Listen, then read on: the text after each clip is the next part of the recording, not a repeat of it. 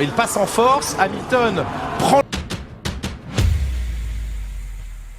Et je m'en vais, chers téléspectateurs, très rapidement vous présenter celui-là qui va partager ce plateau avec moi aujourd'hui. Je n'ai qu'un seul invité là pour nous, Roland Bédier. Bonsoir Roland, j'espère que tu te portes bien.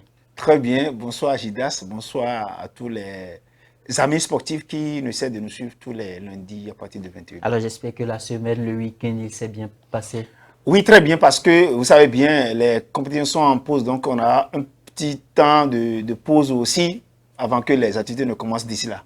Il y avait 80 000 supporters au Santiago Bernabéu pour la présentation de Kylian Mbappé. Vous n'y étiez pas? Non, j'étais au Bénin, mais j'ai suivi ça en direct. Si c'était un Messi qui était présenté au Camp Nou, moi, Gildas, j'allais effectuer le déplacement. Alors, chers téléspectateurs, nous entrons dans le vif du sujet avec la toute première rubrique de votre émission. Il s'agit de Afrique Foot.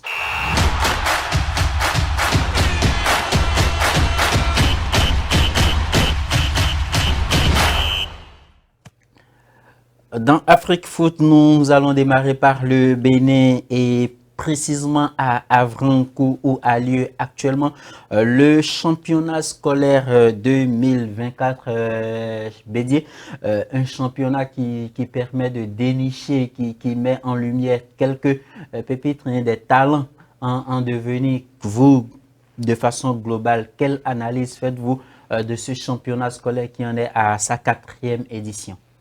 Je pense que, parlant de ce championnat, les championnats nationaux scolaires, je pense bien, c'est une compétition qui existait depuis fort longtemps.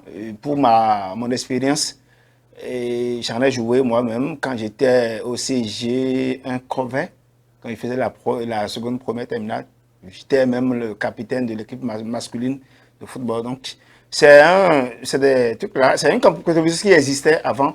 Jusqu'à aujourd'hui, le gouvernement a, mis en place un projet qui a essayé de revoir tout. Et aujourd'hui, c'est devenu un événement national, international, parce que vous n'êtes pas sans savoir que l'ORTB consacre chaque jour 4 heures de temps pour pouvoir diffuser les matchs. Donc, aujourd'hui, tout le monde regarde, c'est la chose de tout le monde aujourd'hui. Donc, je pense que nous avons beaucoup d'aspects aujourd'hui qui changent et la morphologie de ce championnat. Il y a d'abord les classes sportives que le gouvernement a mis en place depuis 2016, qui forment ces athlètes au sein de chaque collège. Donc aujourd'hui, ce n'est plus que, on essaie de choisir des joueurs, des élèves par classe. Non, on a déjà une idée sur les qualités des joueurs qui vont participer à chaque discipline. Quand je prends le football, le hand, le basket, et ainsi de suite. Cette année, il me semble que l'athlétisme, cette année, le volley est inclus. Donc, je pense que ce n'est plus aujourd'hui des joueurs qu'on va essayer de choisir. Non, c'est les qualités déjà formées. Par qui? Par les professeurs du sport. Parce que ce sont eux qui sont au quotidien avec ces enfants-là. Qui forment aussi des athlètes dans ce truc-là, dans cette classe sportive. Donc, ce qui a fait qu'aujourd'hui, nous avons de la qualité. Moi, je me base sur 3 aspects qui retiennent mon attention. Premièrement, il y a l'aspect qualité qu'on voit aujourd'hui. Quand vous voyez des enfants jouer aujourd'hui, vous avez envie aussi de monter sur le terrain de jouer. Vous n'avez pas besoin d'aller forcément à Avranches. Depuis votre maison, depuis votre poste téléviseur, vous voyez la qualité, vous voyez des joueurs. Est-ce qu'on peut dire à partir de ce que vous constatez, du fait qu'il y a de jeunes très talentueux qui sont en train de se faire connaître de l'autre côté d'Avranches, est-ce que partant de là, on peut dire, si ça continue sur un certain nombre d'années, est-ce qu'on peut dire que l'avenir sportif du Bénin est rassuré? Moi, je dis, c'est même loin, c'est déjà rassuré.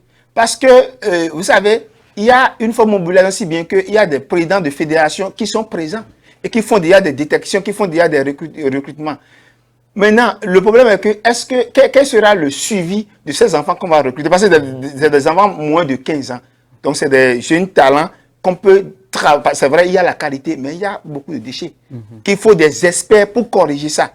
Et là, très tôt, comme on a vu les Mbappé à 17 ans, 18 ans à Monaco, qui performent déjà, qui sont des superstars, on peut avoir ça d'ici 1 an, 2 ans. Mais mon doute est que, est-ce que nous aurons ces experts-là? Pas forcément des experts d'ici, hein, parce que la qualité de ces experts-là ne sont pas d'ici. Il faut chercher, il faut aller un peu ailleurs, à l'étranger, pour chercher ces experts-là, qui vont inculquer ce qu'on appelle la qualité, ce dont ces enfants ont besoin aujourd'hui, pour qu'on ait d'ici 1 an, 2 ans, 3 ans, des qualités où déjà à 17 ans, à 18 ans, à 20 ans, qu'on ait des joueurs, des superstars du monde entier au Bénin. Voilà, on a déjà eu l'expérience avec certains jeunes qui sont sortis de nos collèges, qui ont représenté le Bénin sur la scène continentale en Afrique et en jouant la Coupe d'Afrique des Nations scolaires, Oui, sur la scène mondiale également. Et je ne sais pas quel avenir sera réservé à ces jeunes-là, mais déjà, vous venez de le dire, on est en train de dénicher encore de nouveaux talents dans ce championnat scolaire Avrancourt 2024.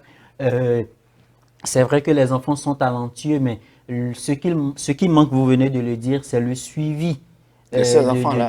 Parce qu'ils ont encore des déchets. C'est vrai, ils ont la qualité, mais c'est des enfants. Ils ne savent pas ce qu'il faut faire, ce qu'il faut corriger, ce qu'il faut faire rien. Donc, il faut des experts là pour les inculquer, pour corriger ces déchets-là. C'est tout. En tout cas, ce championnat-là permet aux Béninois d'avoir une idée, voilà, de ce qui se fait à travers les classes sportives dans nos différents établissements. Et ça, c'est à mettre à l'actif du gouvernement de Patrice Talon, à qui nous disons merci pour ce que ce gouvernement a fait pour les établissements en ce qui concerne le sport, bien évidemment. Hormis cette information, nous allons parler du démarrage de la Super League Pro Roland Bédier. C'est prévu pour le 15 septembre prochain. À peine le championnat terminé que le leader, celui-là qui a remporté la Super League Pro, est en train de se préparer pour les compétitions CAF à venir, suivi de son dauphin également, et l'ADFC qui se prépare pour la Coupe de la Confédération africaine. Le championnat démarre le 15 septembre prochain, mais aucune information n'a fugué comme quoi il y a des clubs qui ont déjà fait des recrutements. Est-ce à dire que les joueurs sous d'autres cieux ne sont pas intéressés par le championnat béninois? Oui, je pense qu'en matière de mercato au Bénin, c'est un peu difficile. C'est vrai, il y a des mouvements en coulisses, il y a des trucs là, des situations. En tout cas, je pense que nous avons ce problème de visibilité, ce problème d'information, de publication des informations. Sinon, comme d'habitude, le mercato se fait au Bénin entre les clubs. Nous avons des difficultés parce qu'il faut des moyens. Vous voyez un peu, il faut l'envergure de ce championnat pour pouvoir payer ou bien recruter des joueurs à l'extérieur, parce que le Bénin aujourd'hui a besoin de qualités étrangères. Maintenant, aujourd'hui, est-ce que les clubs béninois ont cette capacité d'en payer des joueurs à l'extérieur, des joueurs qui ont de qualité à l'extérieur? Je ne dis pas forcément en Europe, mais déjà en Afrique, en Côte d'Ivoire. J'aurais appris la fois dernière que la Tanzanie, vous savez que la Tanzanie recrute la majorité de ces joueurs en Côte d'Ivoire. Parce qu'après avoir formé les joueurs en Côte d'Ivoire, c'est ce pays-là qui vient dénicher les talents, de payer les talents parce qu'ils ont les moyens. Si un joueur, je prends un exemple, un joueur payé à 250 000 et que un président de club en Tanzanie propose 3 millions, 2 millions ou bien 5 millions, il est obligé de partir. Donc c'est un exemple. Est-ce que un président de club au Bénin aujourd'hui a cette capacité-là de payer un joueur à 3 millions ou bien de payer? Comparaison n'est pas raison. Allez voir en Tanzanie, peut-être ils ont des sponsors, ils ont des partenaires qui se battent, qui investissent beaucoup dans le sport, dans le football tanzanien, ce qui permet à ces clubs-là, à ces présidents de clubs-là d'avoir des moyens pour acheter des joueurs, de leur donner des salaires de 3 millions. Mais ici au Bénin, on n'a pas des partenaires, on n'a pas de sponsors. Justement, c'est là où j'en viens. Quand on prend aujourd'hui les nations qui se performent un peu en football, je pense que le Bénin gagne un peu sur ce pays-là, cette nation-là, vrai ou faux. Maintenant, parce que le Bénin est actuellement 19e sur le plan mondial, selon les classements FIFA. Voilà un peu. Maintenant, comment se fait-il que cette nation, qui ne nous dépasse pas en matière de football, fait tout pour essayer de donner un nom à son championnat. Vous venez de parler des sponsors, des droits télé, des droits d'image, voir un peu de tout ce qui peut corroborer ou bien accompagner le championnat. Ils le font là-bas. Pourquoi pas nous? Du moment où bien étant donné que nous dépassons ce pays-là un peu, on gagne un tout petit peu de points sur ce pays en matière de football. Donc il faut dire que le problème, c'est au sein des décideurs, des dirigeants du football béninois. C'est au sein, bon, je peux même associer aussi les présidents de clubs. Pourquoi ne pas associer en direct ce qui va accompagner véritablement le championnat? Parce que quand nous attendons, nous croisons les bras, nous attendons aujourd'hui les subventions, est-ce que ça nous suffit? Et Gidas, je ne pense pas. Parce que l'État, ce n'est pas au début du championnat que l'État subventionne les clubs. C'est après 5 ou bien 6 mois. Maintenant, avec quels moyens ces clubs-là se fonctionnent? C'est avec quels moyens ils arrivent à payer les joueurs? Avec quels moyens ils arrivent à comment diriger, réunir tout ce qu'il faut? Parce qu'il y a les équipements, il y a tout ce qu'il faut aujourd'hui pour que les joueurs se sentent à l'aise. Maintenant, pourquoi pas associer les paramètres qui vont en droite ligne avec le truc là, le championnat? Cela m'amène à vous poser cette question très rapidement, Roland Bédier. Le fait que les joueurs issus du championnat béninois ou les joueurs béninois vont à l'extérieur pour des tests et qui reviennent parce que ça n'a pas marché. C'est arrivé à plusieurs joueurs locaux qui sont issus de notre championnat, qui sont revenus à la maison parce que les tests n'ont pas marché. Est-ce que c'est parce que le championnat béninois est sous-coté, ou c'est parce que ces joueurs-là ne sont pas aussi bons que ça, ou c'est parce que quelque part, il y a des managers qui ne jouent pas vraiment leur rôle, ou c'est parce que quelque part, ça fait plusieurs questions à la fois, ou c'est parce que quelque part, la Fédération béninoise de football elle-même n'est pas en train de jouer son rôle vis-à-vis de ces joueurs-là? Vous savez, Gidas, le football, c'est comme... Parce qu'il faut vous le rappeler, la plupart des joueurs qu'on a connus, qui ont émerveillé sur la scène internationale en Europe, qui sont des Béninois, pour la plupart d'eux, n'ont pas pris part le championnat béninois. Forcément, non. Voilà, il y a certains qui ont évolué à l'extérieur, qui ont on peut dire que ça a marché pour ceux-là, mais ceux qui sont partis de notre championnat, qui vont faire des tests et qui reviennent parce que ça n'a pas marché, comment est-ce que vous vous expliquez cet état de choses? C'est simple, Gidas. Le football, ou bien le joueur aujourd'hui, c'est comme un produit qu'on vend dans un marché. Quand vous allez au marché, c'est comment vous arrivez à faire votre business, à faire votre management. C'est ça qui va faire. Certains peuvent venir et vendre le produit à 10 francs. À votre tour, votre management peut vous pousser ou bien permettre de vendre ce produit à 50 francs. Vous voyez l'écart, la différence entre 10 francs et 50 francs.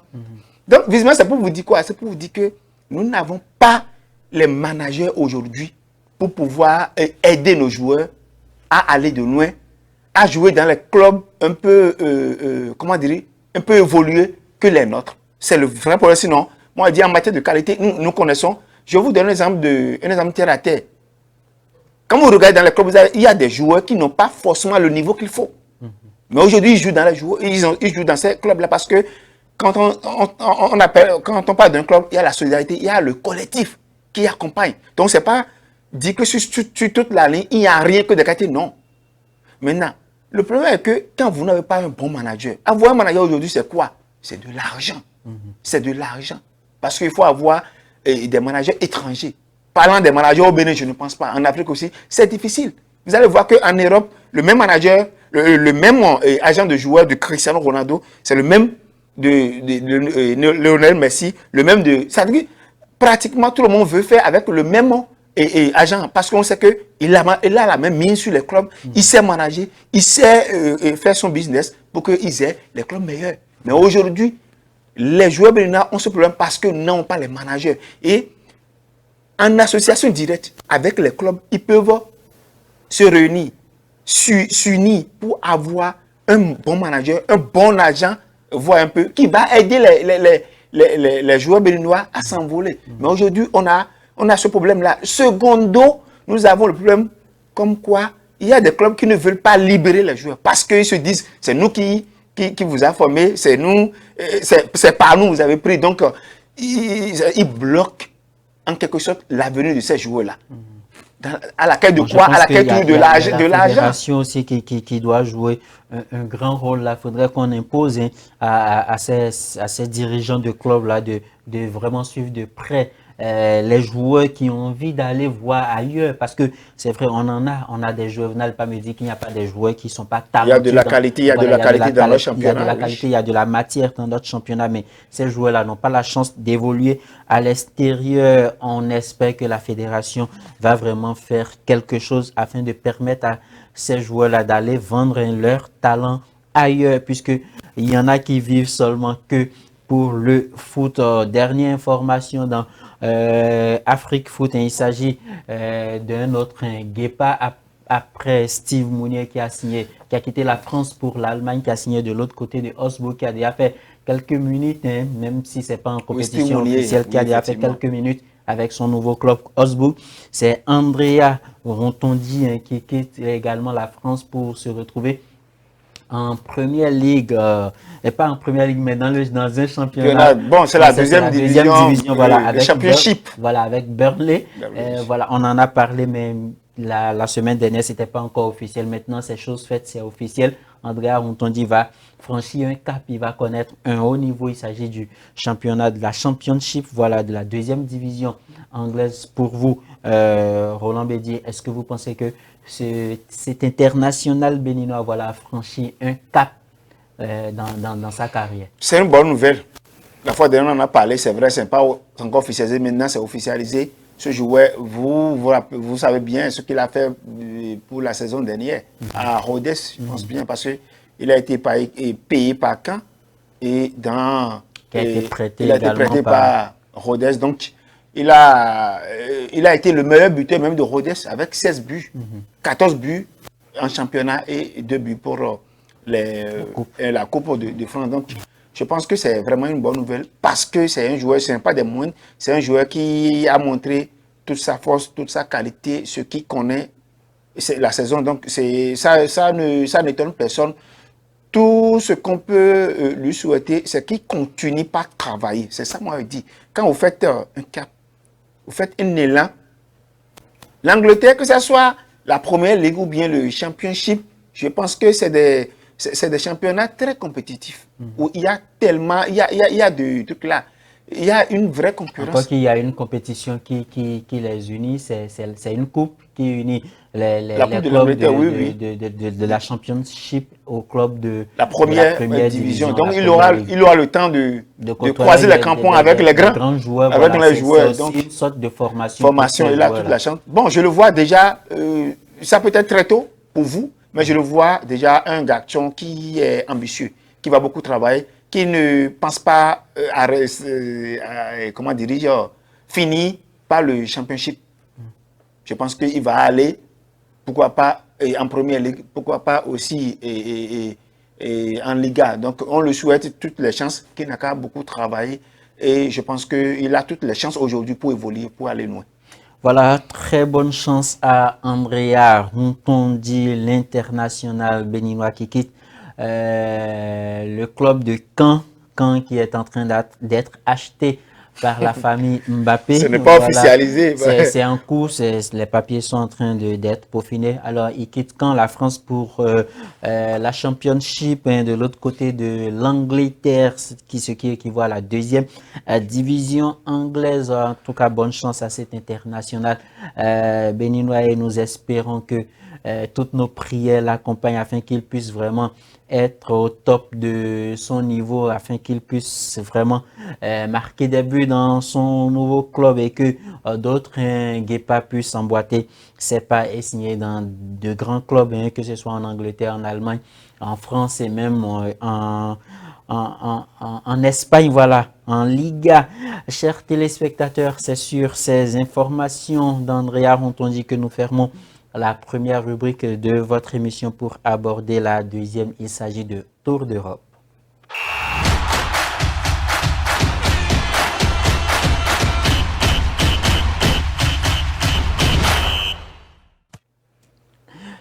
Devant environ 80 000 supporters, Kylian Mbappé a été présenté dans le mythique stade du Santiago Bernabéu cette semaine en la présence de Zinedine Zidane et du grand Florentino Pérez.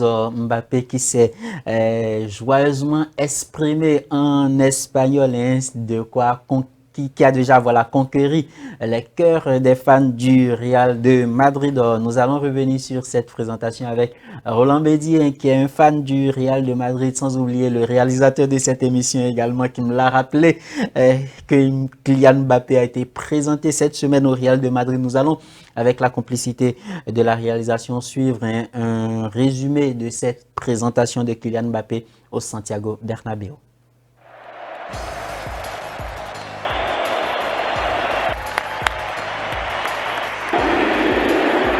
Wow, es increíble estar aquí. Ha dormido durante muchos años con el sueño de jugar con el Real Madrid y hoy se realiza mi sueño. Soy un chico feliz hoy, muy feliz.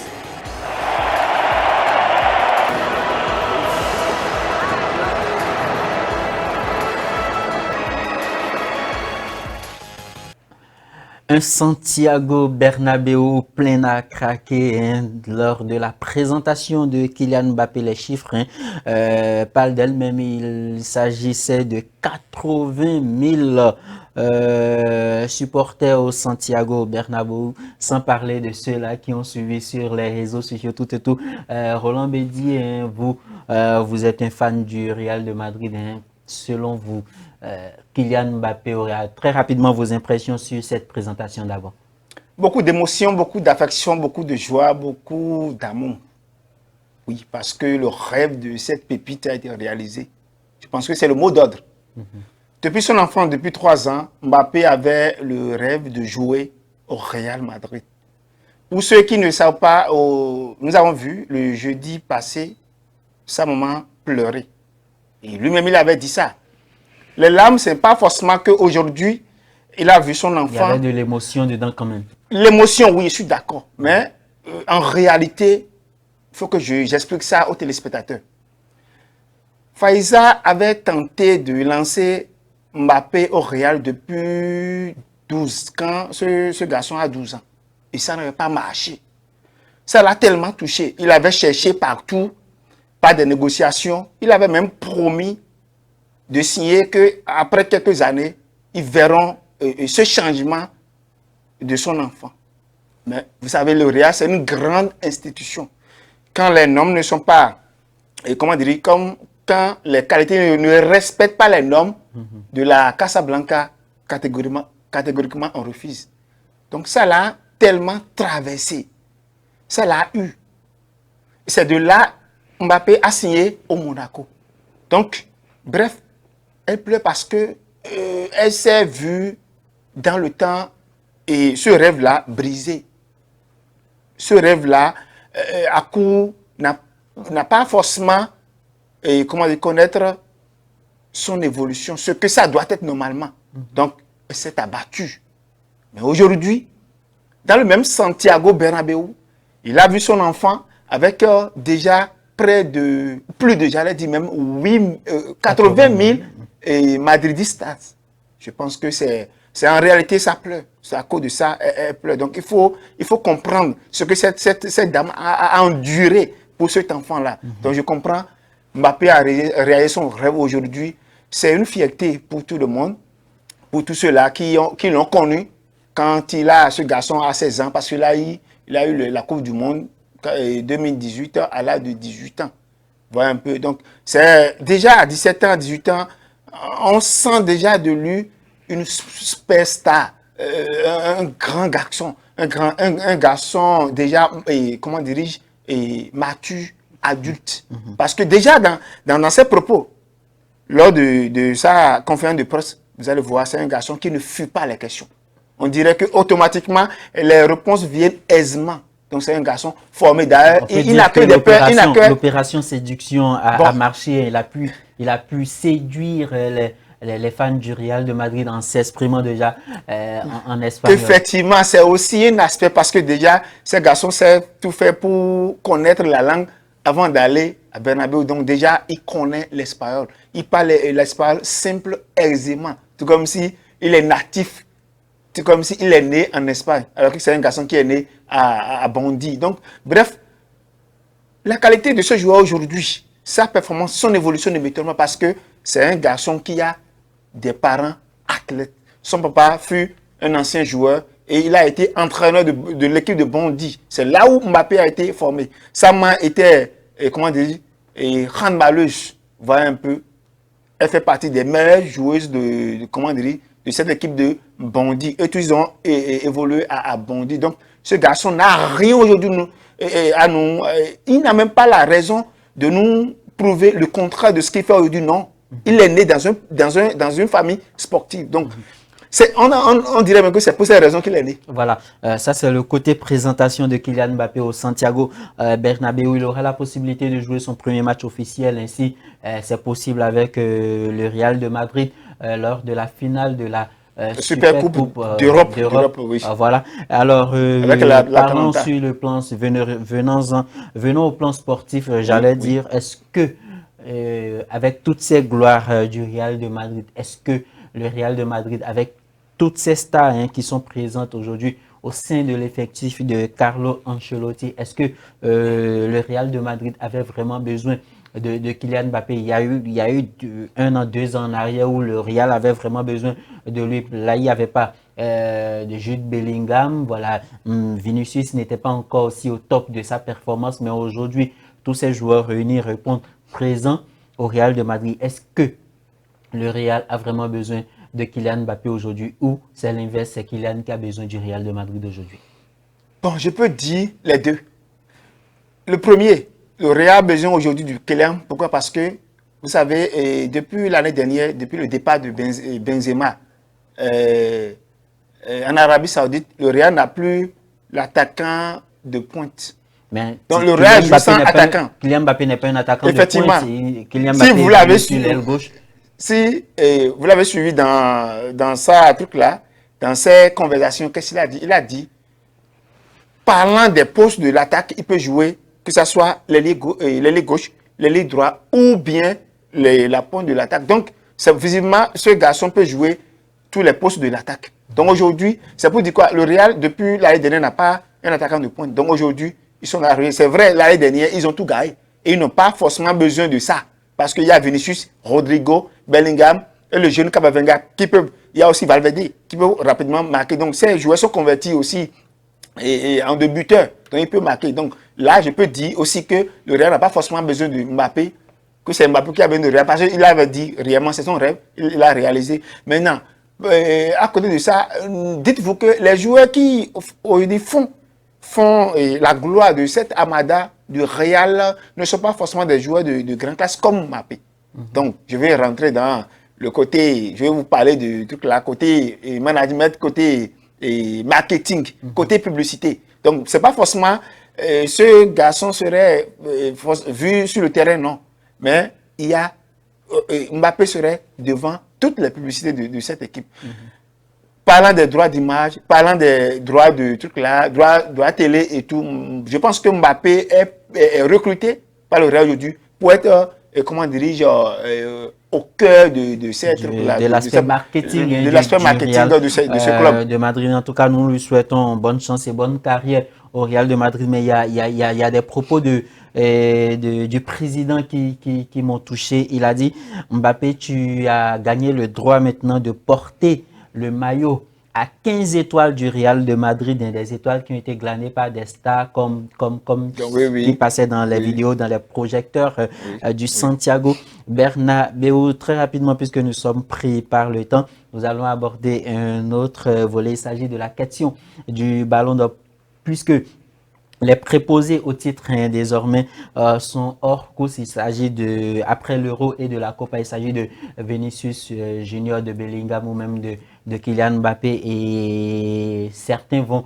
jusqu'à faire des propositions. 3 joueurs ressortent qui sont vraiment favoris pour remporter ce Ballon d'Or. Là, il s'agit de Rodri, de Manchester City qui a remporté l'Euro. Avec l'Espagne, il y a aussi Dani Carvajal du Real de Madrid qui a remporté l'Euro avec l'Espagne. Et sans oublier l'Argentin Lautaro Martinez qui a remporté la Copa América avec l'Argentine. Pour vous, qui voyez-vous vraiment favori, vu les trophées qui ont été remportés par ces trois joueurs-là? Je les rappelle très rapidement. Rodri, avec l'Espagne, a remporté l'Euro, il a remporté la Première Ligue, il a remporté la Coupe du Monde des clubs, la Super Coupe d'Espagne. Il a été meilleur joueur de l'Euro, meilleur joueur de la Coupe du Monde des clubs. Rodri, c'est 51 victoires pour une défaite avec Manchester City. Dani Carvajal, c'est la Liga, la Champions League, la Super Coupe d'Espagne et l'Euro. Lautaro Martinez, c'est la Copa América. Il a fini meilleur buteur de cette Copa América. Il a remporté la Série A en terminant également meilleur buteur de cette Série A. Vainqueur de la Super Coupe d'Italie également pour vous, Roland Bédier, très rapidement. Voilà les trois favoris qui sont plébiscités par les décisionnaires, voilà, les connaisseurs du foot. Alors pour vous, qui n'est pas vraiment favori pour remporter ce ballon d'or? C'est un peu difficile parce que vous venez un peu d'énumérer, comment dirige les trophées remportés par ces différents joueurs-là. Vous savez, il y a un paramètre que nous oublions. Il y a ce qu'on appelle l'implication directe des joueurs. L'implication directe de ces joueurs en matière de ces trophées et comment les remporter. Donc, il y a ce paramètre-là. L'implication dit, bon, passe décisive, but. Tout ça là, ou bien comment diriger la qualité, la participation directe du joueur et dans ces trucs-là, dans ces trophées et remportés. Il y a ça. Il y a ça aussi, le poste qui joue beaucoup. Parce que, bon, vous savez bien, aucun gardien n'a jamais remporté le ballon d'or, aucun gardien. Pour ne pas aussi parler des défenseurs, de la tanière défensive. Donc, je pense que le ballon d'or, pour moi, mes expériences, se limite beaucoup sur les attaquants, les buteurs et tout ça. Là. Pour résumer, donc, puisque nous sommes pris par le temps, la Rodri n'aura pas beaucoup de chance. Un peu, mais quand on parle de l'autonomie matérielle, bon, déjà aussi, il y a Dani Carvajal aussi éliminé. Maintenant, si on va parler des attaquants, l'autonomie matérielle, oui, lui, il a beaucoup de trophées. Aussi, le meilleur buteur en Italie. De la Série A, meilleur buteur de la Copa América. Il a marqué, c'est lui qui a marqué le but décisif à la finale de la Super Coupe d'Italie et le but décisif aussi de la finale de la Copa América. Donc, c'est des facteurs qui pourraient tourner à son avantage. Là, c'est possible parce que c'est un attaquant. C'est un joueur qui s'est impliqué, selon vos statistiques maintenant, il s'est beaucoup impliqué dans ces trucs-là, dans ces trophées-là. Donc, je pense que lui, il est direct, il a beaucoup de chances pour rivaliser, peut-être avec Vinicius et Bellingham. C'est vrai. Voilà, bon, c'est vrai. Eux aussi, c'est vrai. Performance en Copa et en Euro. On peut se poser des questions.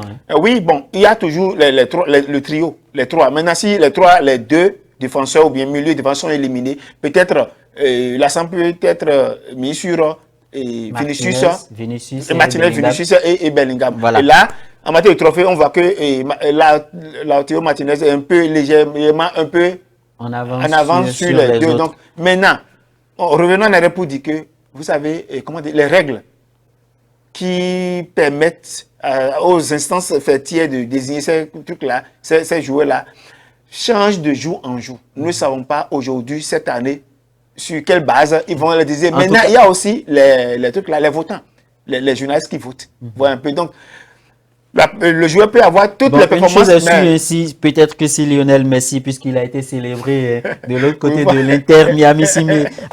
Messi, après avoir remporté 45 trophées. Je pense que ce pétant est fini. De l'autre côté de l'Inter Miami, peut-être s'il remporte, il remporte la MLS, la conférence S avec l'Inter Miami. Peut-être que Messi va remporter son 9e ballon d'or. On ne sait jamais. En tout cas, ça va se jouer le mois prochain en août. De l'autre côté de la France, nous sommes pris par le temps. Roland Bédier, nous allons aborder la dernière rubrique de votre émission. Il s'agit de Autres Sports.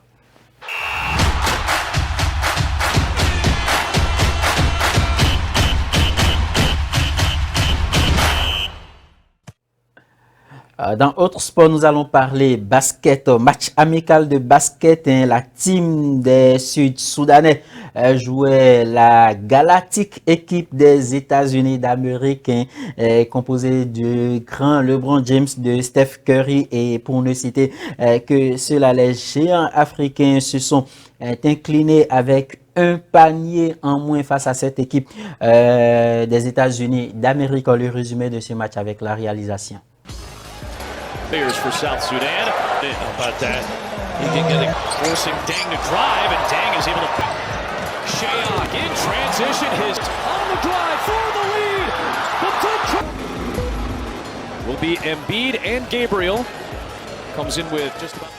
Vu l'effectif de cette équipe des États-Unis d'Amérique, on n'aurait jamais cru qu'une nation, même, bon, je ne vais pas dire africaine, mais au plan mondial, allait vraiment tenir tête à cette équipe américaine. Mais ce sont les basketteurs sud-soudanais qui ont tenu tête à cette équipe américaine et qui ont perdu avec un point de moins. Le score final, c'était 101 pour les Américains et 100 pour les Sud-Soudanais. Roland Bédier, très rapidement, un mot sur cette prestation de cette équipe sud-soudanaise. Je pense que c'est un gros coup réalisé par, un énorme coup réalisé par cette équipe sud-soudanaise. Et ça m'étonne, une équipe africaine, d'ailleurs même ils sont en conflit, ils sont en guerre. Et que vous voyez cette réalisation-là face aux Américains. L'Amérique, c'est un continent du basket, le pays du basket. Et un pays africain, une nation africaine, comment dirais-je, leur créer assez de difficultés comme ça. Moi, je pense que c'est vraiment, c'est énorme. Et ça doit donner des leçons à tous les pays africains, surtout mon pays, le Bénin. Le Bénin. Aujourd'hui, l'État investit énormément pour ces jeux-là. Et le truc là, le basket, le hand et autres.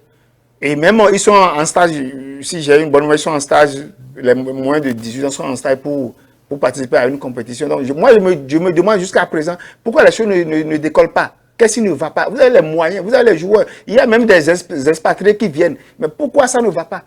Je ne sais pas. En tout cas, peut-être la solution à ces mots-là vont sinon, il faut que les têtes tombent.